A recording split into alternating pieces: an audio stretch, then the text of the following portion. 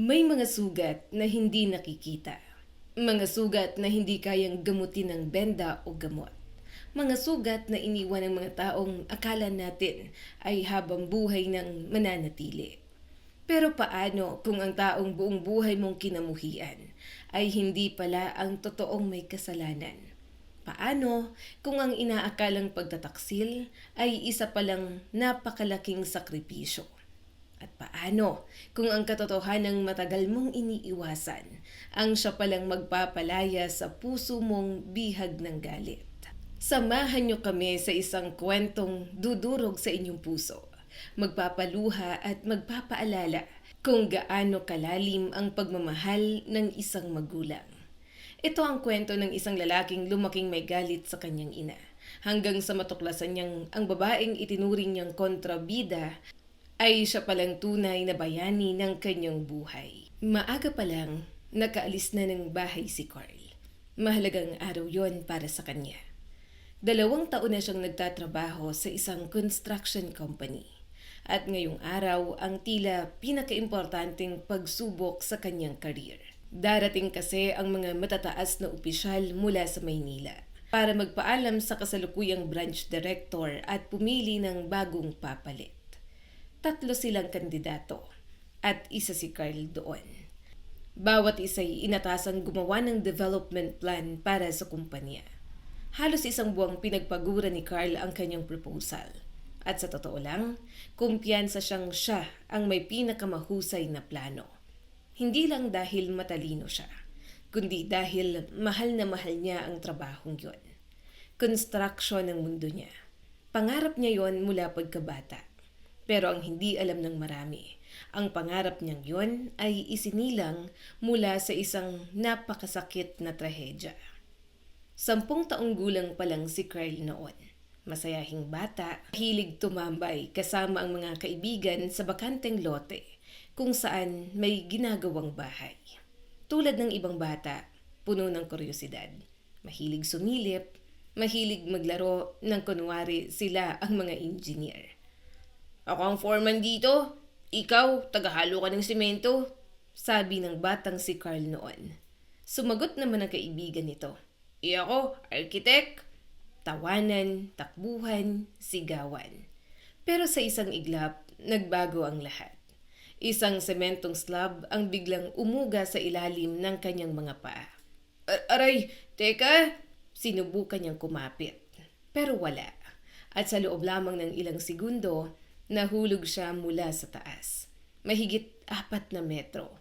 Diretso ang graba at sa mga tipak ng konkretong nakakalat sa ibaba. Noong una, hindi niya naramdaman ng sakit. Parang nanigas lang ang buo niyang katawan. Pero nang subukan niyang bumangon, tila may matalim na bakal na tumusok sa bawat buto niya. Napahiyaw siya. Sumunod ang mga araw sa ospital. Mga ilaw, mga makina, injection, mga doktor, 3 operasyon, 6 na buwan, 6 na buwan ng sakit, 6 na buwan ng takot, 6 na buwan ng pag-iyak. "Mama, uwi na tayo please, ayoko na dito," umiiyak na sabi ni Carl. "Konti na lang anak, kaunti na lang," sabi ni Lydia. Pero habang sinasabi yon ng kanyang ina, umiiyak din ito. Paulit-ulit siyang hinahalikan, pinapakalma. Minsan dumarating ang kanyang ama. Tahimik lang, uupo sa gilid ng kama, hahawakan ng kamay ng anak. Pero walang masabi. Dahil minsan, kahit gaano mo kamahal ang isang tao, walang sapat na salita para maibsan ng sakit. Pagkalipas ng 6 na buwan, pinauwi si Carl. Pero pansamantala lang. Kailangan pa ng isa pang operasyon. Maselan, mahal, at yon ang problemang hindi kayang takasan ng pamilya. Isang madaling araw, gising si Carl pero kunwaring natutulog. Narinig niya ang usapan ng kanyang mga magulang sa kusina. Mahina pero malinaw. "Ray, anong gagawin natin? 1 buwan na lang bago ang operasyon," iiyak na sabi ni Lydia. "Anong gusto mo? Ibenta ko ang kidney ko." Sagot naman ni Ray, "Di ako nagbibiro. Sa tingin mo ba hindi ko alam? Ubus na lahat. Lahat ng ipon natin." Baka pwedeng manghiram?" Kanino? Galit na tanong ni Ray. Ha? Kanino tayo lalapit? Tahimik pagkatapos.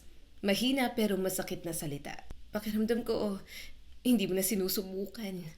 At doon, sumabog ang ama niya. Ano? Ako pa talaga? Ako nagtatrabaho araw-araw. Ako naghahanap ng paraan. Anak natin to. Alam ko. At malakas na pagbagsak ng upuan. At ilang saglit, lumabas ang ama niya. Bumagsak ang pinto. Tahimik. Si Carl napapikit. Pero bumubuhos ang luha. Doon niya unang naintindihan, mahirap sila. At baka hindi na siya makalakad kailanman. Lumipas ang mga araw, walang nangyari. Walang ospital, walang operasyon, walang himala. Unti-unti niyang tinanggap na habang buhay na siyang nakaratay. Ang naging takbuhan niya, mga libro, araw-araw, basa ng basa, hanggang sumakit ang ulo, hanggang sa mangawit ang mata. Basta lang makalimot, basta lang makatulog, basta lang hindi maisip na habang buhay siyang pabigat. Pero hindi pala yon ang pinakamasakit. Dahil may isang pangyayaring hahati sa buhay nilang dalawa. Bago ang pagtataksil at pagkatapos ng pagtataksil.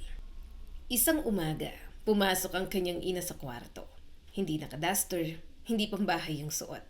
Nakabihis ito, may maliit na bag, parang aalis. Kinabahan si Carl. Ma, saan ka pupunta? Tahimik lang ang ina niya. Umupo sa gilid ng kama. Hinawakan ang mukha niya. Namumugto ang mga mata nito. Kamusta ka, anak? Okay lang po, pero saan ka pupunta? Mahabang katahimikan. At pagkatapos, ang mga salitang dudurog sa puso ng isang bata. Anak, kailangan kong umalis. Napatitig si Carl. Hindi makapaniwala. Anong ibig mong sabihin? Nagpapaalam ako kasi mahal na mahal kita, anak. Ma, mas mahal pa kita sa buhay ko. Mabilis siyang hinalikan sa noo. Tumayo at lumakad palabas. Mama, babalik ka diba? Pero hindi na siya nilingon. Hindi na sumagot.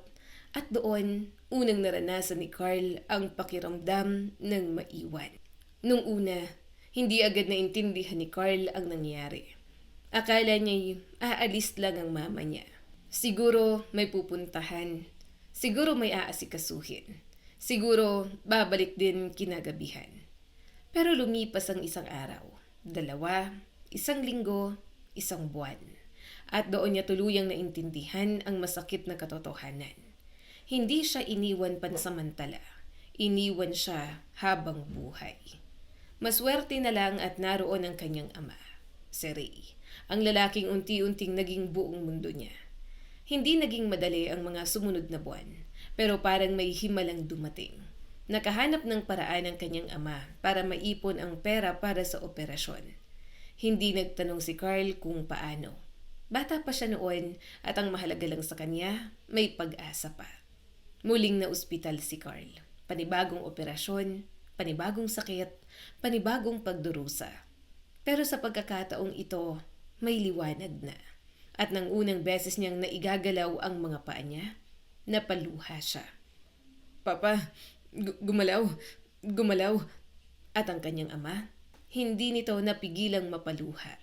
Sabi ko sa'yo, anak, lalaban tayo. Matagal ang rehabilitation. Halos 1 taon. Masakit, nakakapagod, nagkaka-frustrate. May mga araw na gusto na niyang sumuko, pero hindi siya pinabayaan ng kanyang ama. Araw-araw itong nasa tabi niya. Araw-araw may bagong pag-asa. At doon nangako si Carl sa sarili. Wala na siyang ina. Patay na sa puso niya ang babaeng yon. Ang meron lang siya, ama. Sa tulong ng sipag at talino, nakabalik siya sa pag-aaral. Nakipag-coordinate pa ang ama niya para makapag-special exam siya at makahabol sa mga kaklase. At gaya ng dati, matalino si Carl, palaban at determinado. Lumipas ang panahon, 1 araw, may inuwi ang ama niya. Isang babae, si Lauren. Maganda, maayos manamit, mukhang mabait. Pero mula pa lang sa unang tingin, hindi na siya gusto ni Carl. Hindi niya maipaliwanag. Siguro dahil pakiramdam niya may pumapalit sa dating pwesto ng mama niya.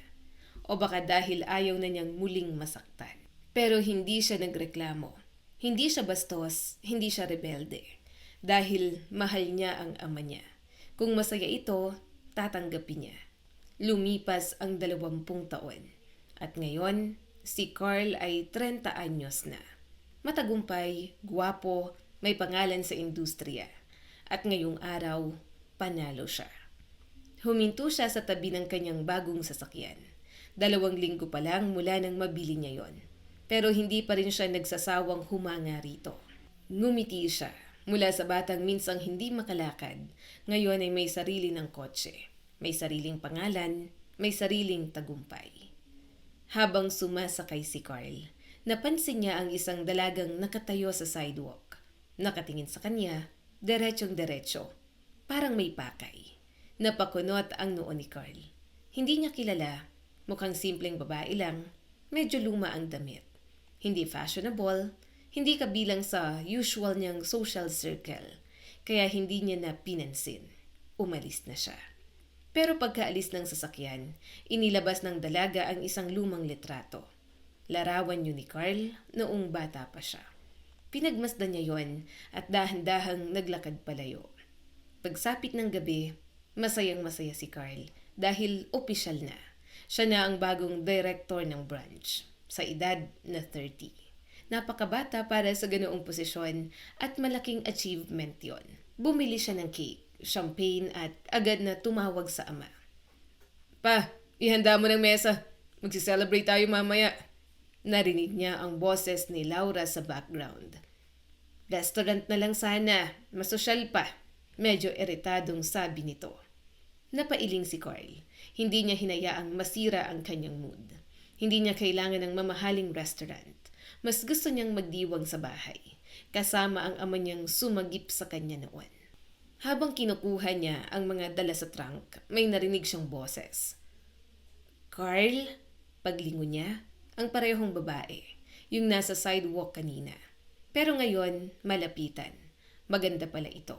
Maputi ang balat, maganda ang mata, maamo ang mukha. Pero may kakaibang tigas sa ekspresyon. Yes, kailangan kitang makausap. Napataas ang kanyang kilay. Napaisip siya. Baka nakilala niya sa isang party. Sa barkada nito, pero wala siyang maalala. Sige, 5 minutes, sagot ni Carl. Hindi aabot ng 5 minutes, sabi ng babae, sabay abot ng isang papel. Address ng nanay mo, natigilan si Carl.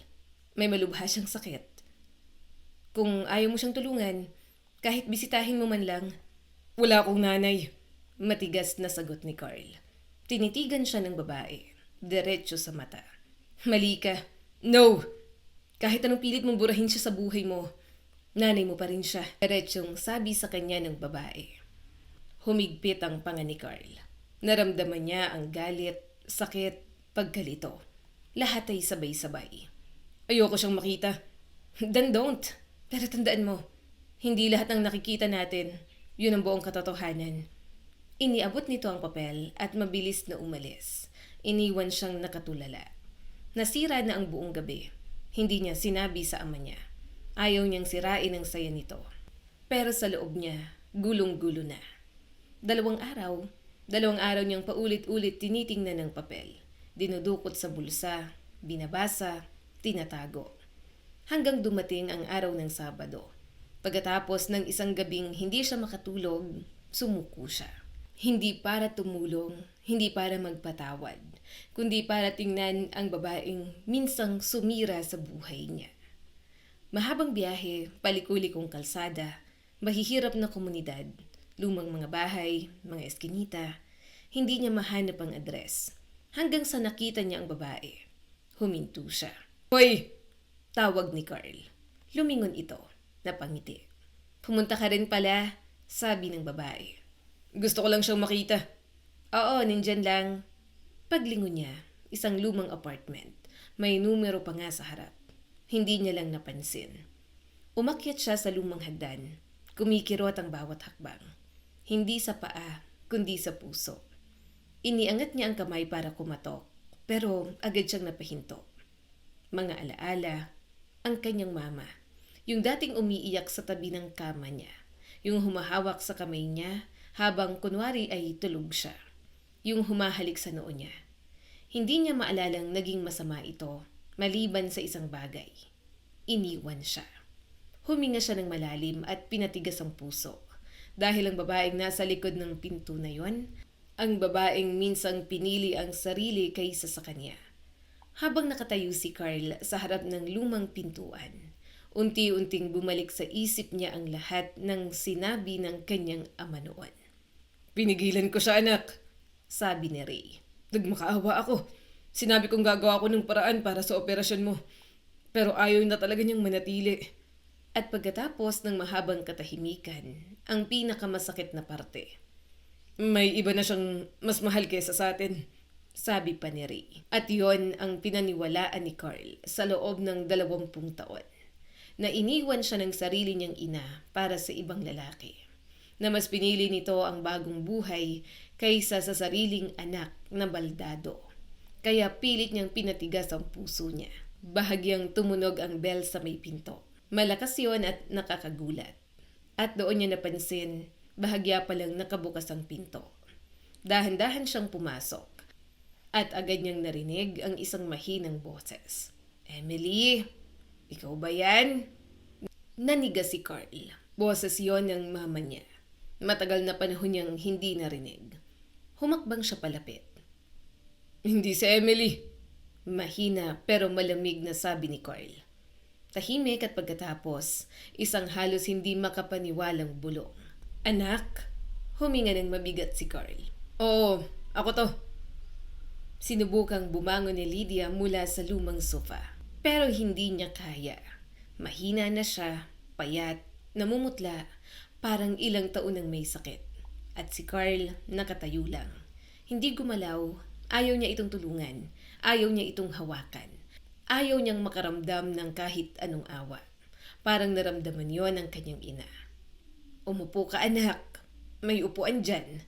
Tahimik na umupo si Carl at sa kanya pinagmasdan ang paligid. Mahina ang ilaw, luma ang kisame, may amoy ng kahalumikmigan. Malinis naman pero ramdam ang matinding kahirapan. Parang maliit na inuupahang kwarto ng mga taong wala nang ibang mapuntahan. Mula sa labas ay maririnig ang sigawan ng mga kapitbahay. May batang umiiyak, may tumatawang lasing, napangiti ng bahagya si Lydia. "Pasensya na, maingay dito. Normal na yan sa lugar na ito." Pagkatapos ay marahan siyang tumingin kay Carl. "Kamusta ka na, anak?" Napatawa si Carl, pero walang saya. Puro pait lang. "Hindi ba medyo late na para itanong mo yan?" Tahimik si Lydia at napayuko na lang. "Sorry." At muling bumalot ang katahimikan. Napansin ni Carl ang isang lumang picture frame sa tabi ng sofa. Larawan niya noong bata pa siya. Masayang nakangiti kasama ang mama niya. Napailing siya. Sa isip niya, napaka-ipokrita naman ito. Ngayon, may pa-picture-picture pa. Ngayon, may drama-drama pa. Siguradong iniwan na rin siya ng lalaking ipinagpalit sa kanila. At ngayong successful na siya, bigla siyang hinanap. Simple lang ang gusto nito. Pera. "So, anong gusto mo?" Malamig na tanong ni Carl. "Pera? Pwede mo namang sabihin ng diretso. Hindi mo na kailangan gumawa ng drama." Tahimik lang si Lydia. "Ano, hindi ka makasagot? Kung gusto mo ng tulong, sabihin mo. At least, gumawa ka man lang ng kape." Sinubukan muling bumangon ni Lydia. Dahan-dahan niyang ibinaba ang mga paa sa sahig. Pero nanginginig siya. Mahina at parang wala ng lakas. "Pasensya ka na, anak," pabulong na sabi nito. Hindi na yata talaga ako makatayo. At bago pa makasagot si Carl, bumukas ng malakas ang pinto. Pumasok ang babae, si Emily. "Aling Lydia, ano bang ginagawa mo?" Gulat na sabi ni Emily. Mabilis itong lumapit at inalalayan si Lydia pabalik sa sofa. "Mahigpit na ipinagbabawal sa iyong tumayo." Pagkatapos ay galit itong humarap kay Carl. "Ano bang tinitingnan mo? Hindi mo man lang tinutulungan." Napairap si Carl. "Gets ko ng plano nyo. Pwede naman kayong humingi ng pera ng derechahan. Hindi na kailangan ng drama. Nanlaki ang mata ni Emily. Ano? Pera? Tumayo siya ng diretso at galit na galit. Kahit anong ibayad mo, hindi mo mababayaran ang ginawa ng nanay mo para sa'yo. Natigilan si Carl. Emily, tama na. Pero hindi tumigil ang babae. Parang matagal na nitong kinikimkim ang galit. Napakadaling husgahan kapag kalahati lang ng kwentong alam mo. Masarap matulog gabi-gabi habang iniisip mong ikaw ang biktima. Humigpit ang kamao ni Carl. Anong ibig mong sabihin? Wala kang alam. At sigurado ako, ayaw mo ring malaman. Biglang napahawak si Lydia sa dibdib. Huminga ito ng mabigat. Aling Lydia, pero walang sagot. Aling Lydia, mabilis itong lumapit. At doon niya sinigawan si Carl. Tumawag ka nga ng ambulansya. Parang natauhan si Carl. Mabilis niyang inilabas ang cellphone. Pero habang nanginginig ang mga daliri niya, magulo ang isip niya. Kung totoong pera lang ang habol nito, bakit parang wala itong hinihingi? Bakit parang gusto lang talaga siyang makita? Dumating ang ambulansya. Isinugod si Lydia sa ospital. At kahit hindi niya maintindihan kung bakit, sumunod si Carl. Tahimik siyang nakaupo sa hallway habang inaasikaso ang kanyang ina. Ang babaeng 20 taon niyang kinamuhian. At sa unang pagkakataon, matapos ang napakaraming taon, may maliit na parte ng puso niya ang nagsimulang magtanong. Paano kung hindi ko talaga alam ang buong katotohanan? Pagkatapos maisugod ni Lydia sa emergency room, lumapit si Carl sa doktor. Halatang kinakabahan siya kahit ayaw niyang aminin. Dok, kailan ko siya pwedeng makita? Tiningnan siya ng doktor ng seryoso. Bukas ng hapon. Saglit itong tumigil. Siguraduhin mong pupunta ka. Bakit? Tanong ni Carl. Hindi maganda ang lagay niya, sabi pa ng doktor. Parang may malamig na tubig na ibinuhos sa dibdib ni Carl. Hindi niya maintindihan kung bakit siya naaapektuhan. Hindi ba dapat ay wala siyang pakialam? Hindi ba ito ang babaeng iniwan siya? Pero bakit may kung anong kumikirot sa loob niya? Paglabas niya ng ospital, napansin niya si Emily. Mag-isang nakaupo sa bench, umiiyak, tahimik lang. Lumapit siya at umupo sa tabi nito. Bakit ka umiiyak? Tanong ni Carl. Nag-angat ng tingin si Emily. Namumugto ang mga mata. Akala ko mawawala na siya. Sabi ng doktor, pwede ko siyang bisitahin bukas. Nanlaki ang mata ng babae. Talaga? Tumango si Carl at sa unang beses, nakita niya ang totoong pag-aalala nito. Hindi drama, hindi arte, tunay. Hatid na kita? Biglang tanong ni Carl. Nagulat si Emily. Sigurado ka? Oo.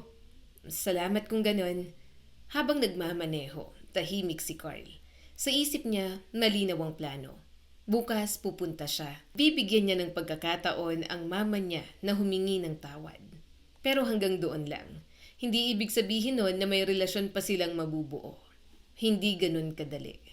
Pagpasok nila sa eskinitang dinaanan niya kanina, nagulat siya. Dito na, sabi ni Emily. Sandali! Napatingin siya sa building. Parehong building. Dito ka rin nakatira? Oo. Magkapit-bahay kayo? Gulat niyang tanong. Tiningnan siya ng babae na parang may gustong sabihin pero pinigilan. Magkaibang entrance. Tahimik. Awkward. Pupunta ka ba bukas? Oo, sagot ni Carl. Anong oras? At sa hindi malamang dahilan, may kakaibang tuwa siyang naramdaman. Interesado ba ito sa kanya? Aminado siya. Simple mang manamit sa Emily, maganda ito at may kakaibang appeal. Mga 3:00? Sige, mamaya na lang ako pupunta. Biglang nadismaya si Carl. Bakit mamaya? Nakabukas na ang pinto ng sasakyan. Lumingon si Emily at malamig siyang sinagot. Para hindi tayo magkita, sabay sara ng pinto. Natigilan si Carl, parang nasampal ang ego niya. Wawa! Matagal niya itong tinitigan habang naglalakad palayo. Pagkatapos ay napailing siya at mariing hinampas ang manibela. Sino ba siya sa akala niya? Habang nagmamaneho pa uwi, kumukulo ang dugo niya. Galit siya sa mama niya. Galit siya kay Emily. Galit sa buong sitwasyon. Iniwan niya ako may sakit. Bulong ni Carl sa sarili habang patuloy sa pagmamaneho. Ayaw niya ng responsibilidad. Tapos ngayon, ako pang masama. At itong Emily na to, ginigilty pa ako. Hindi niyang binabawi ang plano. Hindi na siya pupunta bukas. Bahala sila. Hindi niya problema yon. Sa sobrang galit, hindi niya napansin ang traffic light. Pula na pala. Isang malakas na busina, tunog ng preno, malakas na bangga at pagkatapos biglang dumilim ang lahat. Hindi niya alam kung gaano katagal, hindi siya makagalaw, hindi siya makapagsalita. Pero nakakarinig siya. Parang may katahimikang sumisigaw. Parang mga yabag, pero magaan. Isang pamilyar na boses ang narinig niya. Si Emily. Ayan, gising ng makulit. Sa matinding effort, unti-unting iminulat ni Carl ang mga mata.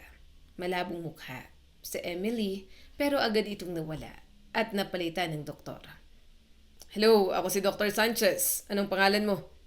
Carl. Edad? 30. Inilawan ang mata niya. Good, magpahinga ka muna.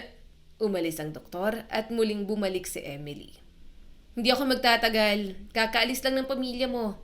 Saglit siyang natahimik at pagkatapos ay napailing. Ang sama ng ugali ng stepmother mo?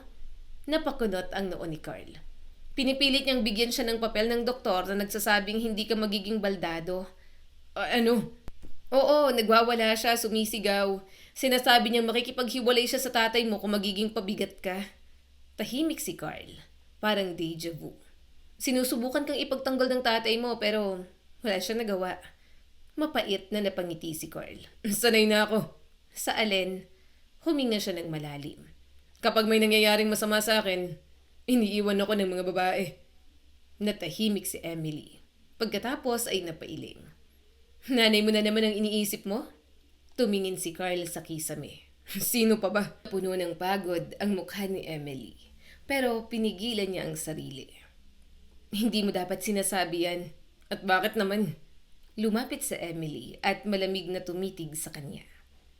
Akala ko dahil nabangga ka umais ng utak mo, pero mukhang hindi pa rin. Natigilan si Carl. May mga bagay na hindi mo alam at sobrang yabang mo para malaman. Naiwan si Carl na nakatitig sa pintuan matapos umalis na Emily. Paulit-ulit sa isip niya ang mga huling sinabi nito. Nung una, mas mataas ang tingin ko sa'yo. Akala ko kahit papaano susubukan mong alamin ang totoo. Kung sino ba talagang may kasalanan. At bago pa makapagsalita si Carl, tumalikod na ito. Hindi na natapos ang gusto nitong sabihin. Napailing si Carl. Ilang minuto pa lang niya itong kausap pero pakiramdam niya kayang-kaya siyang guluhin ng babaeng yon. At ang nakakainis doon, parang may punto ito. Ano bang katotohanan sinasabi niya? Ano bang hindi ko alam? At bakit parang lahat sila may sikreto? Sunod-sunod niyang tanong sa isip. Gusto niyang malaman pero naiinis siya. Kung may alam sa Emily, bakit hindi na lang sabihin ng diretso? Bakit puro bitaw ng mga misteryosong salita? At sa inis niya, napaisip siya. Kawawang magiging asawa nito kung meron man.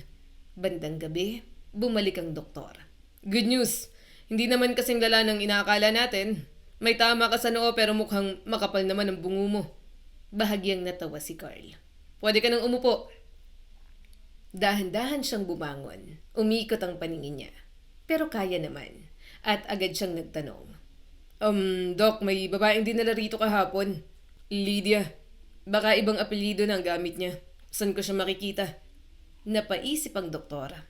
Biglang napahawak sa noo. Ikaw nga pala yung kasama niya. Oo. 7th ward, across lang. Tumayo agad si Carl. Pupuntahan ko. No. Hindi pwede. Hindi ka pa dapat naglalakad ng malayo. Observe ka muna natin ng 1 or 2 days. At umalis ang doktor. Pero si Carl hindi mapakali. Hindi na siya makakatulog nang hindi nalalaman ng totoo. Lumipas ang halos 30 minuto. Tahimik na ang ospital. Mga nurse nagkakwentuhan sa station. Mga pasyente nagpapahinga. Ito na ang pagkakataon. Dahan-dahan siyang bumaba sa kama. Masakit, medyo nahihilo pero tiniis niya. Humawak siya sa dingding habang naglalakad palabas. Parang batang pasikretong tumatakas. Tahimik ang hallway, mahina ang ilaw, tanging tunog ng aircon at malalayong yabag. Naroon na ang 7th ward. Nasa harap niya. Saglit siyang huminga ng malalim at binuksan ang pinto. Madilim sa loob, hindi agad nakapag-adjust ang mata niya. Pero nang luminaw, nakita niya ang kanyang ina. Payat, mahina, mas lalong mukhang matanda. Napatingin ito sa kanya at nagulat. "Carl, ano ang nangyari sa'yo?" Wala na, aksidente lang." "Alam mo ba kung bakit ako nandito?" Umiling si Lydia. Humigpit ang panga ni Carl. "Gusto kong malaman, bakit mo ako iniwan?" Sumunod ang mabigat na katahimikan. "Akala ko wala akong pakialam. Pero meron pala. Gusto kong maintindihan. Sino ba yung lalaki mas pinili mo kaysa sa akin?" Tumik pa rin at pagkatapos, mahina siyang sinagot ni Lydia. "Hindi kita iniwan." Napatawa si Carl na puno ng pait. "Talaga? Kasi malinaw na malinaw sa alaala ko. Pumasok ka sa kwarto, nagpaalam ka at iniwan mo ko." Tumitig si Lydia sa kanya. May lungkot sa mga mata. "Wala akong choice." Agad siyang tumayo. "Sinungaling. Walang pumilit sa'yo. Ikaw ang nagdesisyon. Tama?" "Oo, ako ang nagdesisyon." Parang may muling bumagsak sa puso ni Carl. Sa totoo lang, kahit galit siya, may maliit na parte sa kanya na umaasang may paliwanag. Yung tipong baka may misunderstanding, baka may magandang dahilan para mapatawad niya kahit kaunti. Pero mukhang wala. "Sabihin mo na lang ang dahilan at aalis ako." "Gets ko naman. Mahirap alagaan ng batang may sakit. Pero siguro may dahilan ka rin para umalis." Matagal siyang tinitigan ni Lydia. Pagkatapos ay huminga ng malalim. "Sige, sasabihin ko lahat. Pero mahaba itong kwento." Tahimik na umupo si Carl sa upuan sa tabi ng kama. "May oras ako." Ipinikit ni Lydia ang mata. Parang bumabalik sa nakaraan. Paulit-ulit na na-postpone ang operasyon mo. Habang tumatagal, lumiit ng lumiit ang chance. Wala na talaga tayong pera. Sinubukan kong mangutang, isinanla ko ang apartment. Pero kahit saan ay kulang. Panimula ni Lydia. Tahimik na nakinig si Carl. 3 buwan matapos kang makauwi, napansin kong may kakaiba sa papa mo." Napakunot ang noo ni Carl. May pabango ng ibang babae, may lipstick sa damit, madalas late nang umuuwi. "Lumalayo na sa atin." Naniga si Carl. Doon ko naisip, hindi na siya tutulong. May sarili na siyang buhay. At kung hindi ako kikilos agad, mawawala ang chance mong makalakad. Tahimik ang buong kwarto. Si Carl hindi makapaniwala. Hindi, imposible." "Akala mo ako ang unang nagtaksil?" Napatingin si Carl at doon niya unang naramdaman. Baka nga, maling tao ang kinamuhian niya buong buhay. Parang gumuho ang mundo ni Carl. Hindi niya alam kung ano ang paniniwalaan. Imposible." Mahina siyang napailing. Sa isip niya, hindi ito tugma. Ang papa niya, laging present, laging nandyan. Siya ang nakahanap ng pera para sa operasyon. Pagkatapos nun, gumanda pa nga ang buhay nila. Nagkaroon pa ito ng sariling negosyo. Oo, madalas wala sa bahay. Pero ang akala ni Carl, nagsisikap lang ito para sa pamilya. Kaya paano magiging totoo ang sinasabi ng kanyang ina? Tahimik na ipinagpatuloy ni Lydia ang kwento. Mahina na ang boses pero bawat salita parang kutsilyong tumatama sa dibdib ni Carl. Pagod na ako noon. Araw-araw akong nasa bangko. Araw-araw akong humihingi ng tulong. Pero walang gustong tumulong. Hanggang isang hapon, nakaupo si Lydia sa isang parke. Pagod, wasak, umiiyak. Hindi niya alam kung saan kukuha ng pera. Hindi niya alam paano ililigtas ang anak. At doon may tumawag. "Lydia?" Boses ng babae. Pag-angat niya ng tingin, si Laura. Ang matalik niyang kaibigan noon. "Laura!" Matagal na silang hindi nagkita. Halos 1 taon dahil sa dami ng nangyari. Nag-usap sila at naikwento ni Lydia ang lahat. Ang aksidente, ang operasyon, ang kakulangan sa pera. At maging ang pagtataksil ni Ray. Galit na galit si Laura noon. "Hayop siya. Iniwan niyang pamilya niyo sa ere?" Sabi pa ni Laura. "Hindi ko na alam ang gagawin ko." Sagot naman ni Lydia. Bago sila maghiwalay, may sinabi pa si Laura. "Pag-iisipan ko, kapag may naisip akong paraan, tatawagan kita." 2 araw ang lumipas at dumating ang tawag. Pero hindi himala ang dumating, kundi bangungot. Ang anak ng amo ni Laura ay nakabangga ng tao, hit and run, at patay ang biktima. Dahil malapit si Laura sa amo niya, alam niya ang buong nangyari. At doon isinilang ang isang nakakatakot na plano. Tinawagan ako ni Laura. Sabi niya may willing magbayad. Doble pa sa kailangan para sa operasyon mo. Nanigas si Carl. Kapalit ng ano? Tumulo ang luha ni Lydia. Kapalit ng buhay ko. Tahimik, walang tunog, parang tumigil ang oras. Aakuin ko ang kasalanan. Ako ang aamin. Ako ang makukulong. Hindi makapagsalita si Carl. May 1 oras lang ako para magdesisyon. Wala ang tatay mo noon at sabi ni Laura yung matitirang pera, ipang-aabogado para mapagaan ang sentensya ko. Napapikit si Carl at parang nahihilo. Pumayag ako. Dahil kahit hindi na kita makita, basta makakalakad ka ulit, sapat na sa akin yun. Napaluha si Carl. Hindi niya namalayan. Ma, dumating ang papa mo kinabukasan. Sinabi ko lahat at pumayag siya. Sabi niya itutulungan niya akong mapagaan ang kaso. At doon, naramdaman ni Carl ang malamig na katotohanan. Hindi siya nakapunta sa hearing kasi kasama kanya sa ospital. Hindi rin dumating si Laura pero naniwala ako. Akala ko inaayos ang lahat pero hindi. 9 years. 7 na taon. Nanlaki ang mata ni Carl. Ano? Hindi ko alam bakit ganun kabigat. Baka importante ang namatay. Baka may ibang nangyari. Pero walang apela. Walang abogado. Wala. Tahimik. Hindi ko pwedeng sabihin ang totoo kapag ginawa ko masisira lahat at masasayang ang operasyon mo. Humagulgol na si Carl. Tahimik pero bumabagsak ang luha. Tinupad ng amo ang usapan at naoperahan ka. At doon, nabuo ang puzzle. Ang perang biglang dumating, ang pagbuti ng buhay nila, ang negosyo ng daddy niya, ang pagdating ni Laura. Lahat. After 7 years, naparol ako. Diretso kong umuwi at excited akong makita ka. Napahawak si Carl sa upuan. Pero si Laura ang nagbukas ng pinto. Si Laura? Oo. Siyang kabit ng tatay mo. Siya ang pinupuntahan niya gabi-gabi noon. Napapikit si Carl. Wasak. Hindi ko siya sinisisi. Hindi lahat kayang kayanin ang ganung buhay.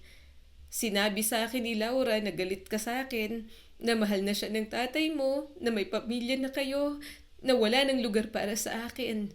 Mahina siyang ngumiti. Puno yun ng sakit. Kaya umalis ako. Nagrenta ako ng mumurahing apartment at nagtrabaho sa factory. Pero madalas kitang pinapanood. Sa bahay, sa school, sa college. Mula sa malayo. Napaiyak si Carl ng todo. Gwapo kang lumaki.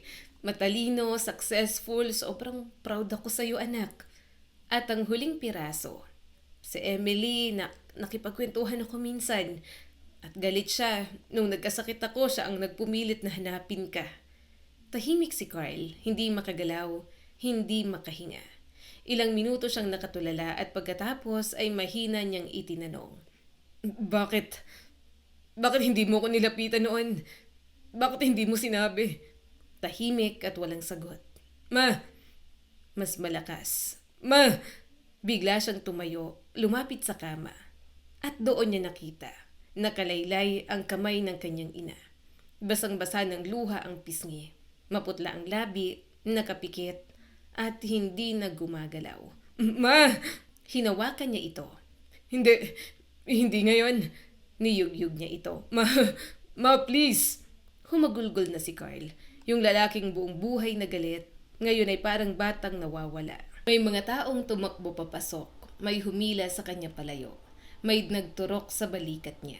Pero bago tuluyang dumilim ang kanyang paningin, iisa lang ang gusto niya. Kapiling ang mama niya. Dahan-dahang nagmulat ng mata si Carl. Mahina pa ang katawan niya, mabigat ang ulo, pero mas mabigat ang puso niya.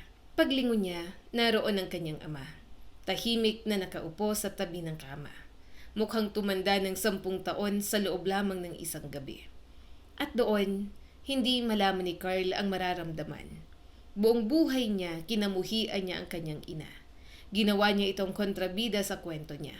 Pinaniwalaan niyang siya ang biktima, pero ngayon, iba na. Kung noon ang galit niya ay para sa kanyang ina, ngayon, dapat ba sa kanyang ama naman? At bakit ganito? Bakit parang hindi na niya kayang mabuhay na may kinamumuhian? Parang pagod na ang puso niya. Mahina niyang tinawag. Pa, nagising si Ray at napatingin sa anak. Anak, diretso siyang tinitigan ni Carl. Totoo ba? Lahat ng sinabi ni Mama? Mahabang katahimikan. Walang pagtatanggol, walang palusot, walang drama. Diretsong tumingin si Ray sa anak niya. Oo, parang tumigil ang mundo. Lahat, totoo. Napapikit si Carl.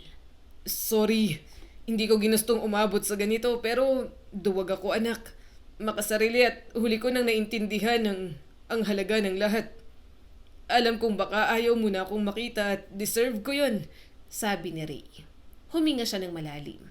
May tiket na ako at pupunta ako sa kapatid ko sa probinsya. Balo na siya, may 2 siyang anak at tutulungan ko na lang doon. Dahan-dahan siyang tumayo. Iniwan ko na lahat sa'yo. Mga dokumento, bahay, pati negosyo. Wala na rin naman yun. Hinang napangiti si Ray. Iniwan na rin ako ni Laura. May iba na siyang nahanap. Karma. Tahimik pero masakit. Lumapit siya sa pinto. Huminto at parang umaasang pipigilan siya. Goodbye anak at kung kaya mo'y patawarin mo ako. Nanginginig ang labi ni Carl. Gusto niyang magsalita, gusto niyang pigilan pero hindi lumabas ang salita. Hindi niya kaya. At tuluyan nang umalis ang kanyang ama. Mabilis na lumipas ang mga buwan. Carl, anak, ano bang ginagawa mo? Nagulat si Carl. Napalingon siya at ngumiti. Naroon ang kanyang mama, si Lydia, buhay, masigla at ibang-iba na. 2 buwan na mula nang makabalik ito mula sa ibang bansa. Doon siya sumailalim sa maselang heart surgery. At ang nagbayad, si Carl. Ibinenta niya ang negosyo ng kanyang ama. Lahat para lang mailigtas ang kanyang mama. Nung una ay tumanggi si Lydia. Anak, sobra naman yon. Hindi ma, panahon ko naman para makabawi sa'yo. At ngayon, halos hindi na makilala si Lydia. Parang bumata ng 20 taon, masigla, at sa wakas kompleto ulit ang puso niya. Ngayong araw, araw ng kasal ni Carl, at parang batang hindi mapakali ang binata. Paulit-ulit ang necktie, tapos papalitan ng bowtie, tapos ibabalik. Kinakabahan ako. Napatawa si Lydia. Para kang bata. Paano kung umatras siya? Kilala mo si Emily. Baka magbago ang isip no ng 10 beses. Humagalpak si Lydia. Hindi yun uurong. Mahal ka nun. Naupo si Carl sa tabi niya. Talaga? Yakap siya ng mama niya. Sa tingin ko nga, nung una ka palang nakita, nahulog na yun sa'yo. Ma, tumawa silang dalawa. Yung tawang matagal na nilang hindi naranasan. Sa wakas, nakabawi sila sa mga panahong ninakaw sa kanila. Sa mga birthday na hindi na i-celebrate, sa mga yakap na hindi na ibigay, sa mga luha na lihim na ibinuhos. At ilang sandali, dumating sa Emily. Nakasuot ng simple ngunit napakagandang wedding gown. Nagniningning ang mga mata. Nagkatinginan sila ni Carl at sa pagkakataong ito, walang galit, walang pride, walang sakit. Pagmamahal na lang. Ready ka na? Tanong ni Emily. Ngumiti si Carl. Ngayon, oo. Dahil minsan, kailangan munang mabasag ang puso mo para tuluyan itong gumaling. Hindi man naibalik ang mga taon na nasayang. Nabigyan naman sila ng bagong simula. Tutunan ni Carl na ang hindi pag-alam ng buong katotohanan ay kayang sirain ng isang buhay. At si Lydia, isang inang handang isakripisyo ang sariling kalayaan para sa anak. Habang si Ray, isang paalala na ang pagtataksil at pagiging duwag ay laging may kapalit. At si Emily, minsan may mga taong dumarating hindi para manggulo, kundi para buksan ang mga matang matagal nang nakapikit. Ang kwentong ito ay nagpapaalala sa atin na minsan sa buhay, ang pinakamabigat nating dalahin ay hindi kahirapan, hindi sakit, kundi galit. Galit na matagal nating kinimkim dahil sa mga kwentong akala natin ay totoo. Pero ang masakit, hindi lahat ng naririnig natin ay buong katotohanan. Minsan, ang taong akala natin na nakit sa atin, siya pala ang tahimik na nasasaktan para sa atin. Ang isang ina, kayang tiisin ang gutom, kayang tiisin ang hirap, kayang isuko ang sariling kalayaan. At kung kinakailangan, kahit ang sariling pangalan at dangal, basta mailigtas lang ang anak. Kaya bago tayo humusga, bago tayo magtanim ng galit sa puso, siguraduhin muna nating alam natin ang buong kwento.